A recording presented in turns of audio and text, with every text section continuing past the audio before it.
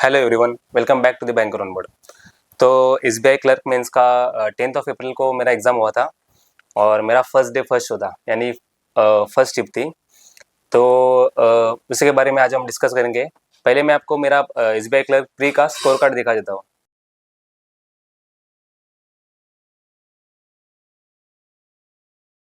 तो बात करते हैं एसबीआई क्लर्क मेंस के एग्ज़ाम के बारे में। तो सबसे पहले सेक्शन था वो जीए का सेक्शन खुला था और जीए में हॉनेस्टली बताऊँ तो मैंने कुछ भी नहीं पढ़ा था। Last time NICL assistant mains का एग्ज़ाम हुआ था, उसके बाद से मैंने मतलब पढ़ाई में थोड़ा ब्रेक लग गया क्योंकि आईबीपीएस क्लर्क और पीओ का मतलब रिजल्ट का टेंशन था। उसके बाद सिलेक्शन के बाद वो थोड़ा सा माहौल गड़बड़ हो गया, तो मैं कुछ पढ़ नहीं पाया था। और वैसे आईबीपीएस पीओ इंटरव्यू के टाइम पे मैंने बैंकिंग अवेयरनेस का अच्छा खासा प्रिपरेशन किया था। तो मैंने सोचा कि इस बार सिर्फ बैंकिंग अवेयरनेस के अगर 4-5 क्वेश्चन कर लूँगा तो बाकी क्वांट रीजनिंग से बैलेंस हो जाएगा। बट बैंकिंग अवेयरनेस के कुछ भी क्वेश्चन नहीं आए थे, सब बैंकिंग का जनरल स्टैटिक ही आया था और मैंने सिर्फ 2-3 मेरे करेक्ट क्वेश्चन किए थे। बाकी 10 तो मतलब 50-50 चांस वाले मैंने 10 क्वेश्चन किए, मतलब टोटल टोटल मेरे 13 अटेम्प्ट्स हुए हैं और शायद बहुत से उसमें रॉन्ग है, बट कोई नहीं। उसके बाद इंग्लिश का सेक्शन खुला था। इंग्लिश में सबसे पहले 2 आरसी आए थे और उसके बाद सेंटेंस रीअरेंजमेंट का क्वेश्चन था और बाकी मिसलेनियस थे।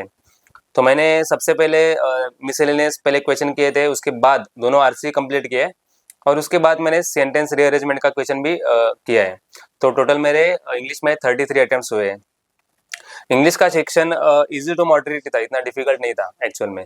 उसके बाद आया क्वांट का सेक्शन। क्वांट का सेक्शन इजीएस्ट सेक्शन था, बहुत इजी था। उसमें अप्रोक्सीमेशन के क्वेश्चन भी थे, क्वाड्रेटिक इक्वेशन भी थे, नंबर सीरीज बेस्ड भी क्वेश्चंस थे और अरिथमेटिक भी थे और टेबल डीआई थी, सिंगल पाई चार्ट वाली डीआई थी और कैलकुलेट डीआई भी थी।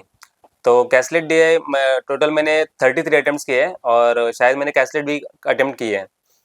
तो बहुत ही ईजी था और बहुत ही डुएबल था। और लास्ट में आया रीजनिंग का सेक्शन। रीजनिंग का थोड़ा मुझे टफ लगा क्योंकि उसमें बहुत बड़े बड़े पजल्स थे और मिसलेनियस बहुत ही कम क्वेश्चंस थे। तो सबसे पहले मैंने देखा कि इनपुट आउटपुट का क्वेश्चन था, उसमें थोड़ा सा दिमाग लगाने का ट्राई किया, बट मुझे लगा कि ये क्वेश्चन थोड़ा ट्रिकी है, उसको बाद में देखते हैं, तो मैंने उसको स्किप किया। उसके बाद मैंने मिसलेनियस के क्वेश्चन अटेम्प्ट किए, फिर पजल भी बनाने का ट्राई किया। एक पजल मैंने उठाई थी स्क्वायर बेस्ड वाली, लेकिन उसमें जैसे अटेम्प्ट करने गया तो मैंने देखा कि उसमें ब्लड रिलेशन भी है, तो उसको मैंने वहीं पे स्किप कर दिया। उसके बाद टोटल ऐसे मेरे 18 अटेम्प्ट्स हुए रीजनिंग के विदाउट लॉजिकल रीजनिंग, और लॉजिकल रीजनिंग के शायद 10 या 11 क्वेश्चन थे। तो मैंने 10 क्वेश्चन अटेम्प्ट किए, एक मैंने छोड़ दिया था कि जब 10 मिनट बचे थे तब मैंने 10 क्वेश्चन अटेम्प्ट किए और ऐसे मेरे टोटल रीजनिंग में 28 अटेम्प्ट हुए। सो टोटल मेरे 107 अटेम्प्ट्स हुए और शायद इसमें से मैक्सिमम 15-20 क्वेश्चन रॉन्ग हो सकते हैं, पता नहीं, क्योंकि इंग्लिश में एक्यूरेसी का कुछ आइडिया नहीं है और जे में तो बहुत ही रॉन्ग होने वाले हैं। बट कोई नहीं, बहुत से लोग कह रहे हैं कि इस बार कट ऑफ शायद 70 के अराउंड रहेगा या फिर उसके नीचे भी आ सकता है, क्योंकि मैं महाराष्ट्र से अप्लाई किया है, तो मैंने महाराष्ट्र का शायद लास्ट लास्ट टाइम से 10 टाइम्स इस बार वैकेंसी है, तो चांसेस है कि 70 से नीचे ही कट ऑफ रहे और बस देखते हैं क्या होता है आगे। तो बस यही था। और अभी फिलहाल एनआईसीएल असिस्टेंट मेंस का एग्जाम का रिजल्ट भी बाकी है।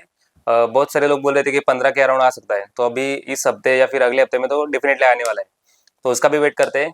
और बस अगर आपको वीडियो अच्छा लगे तो लाइक करें and subscribe for more updates. Thank you.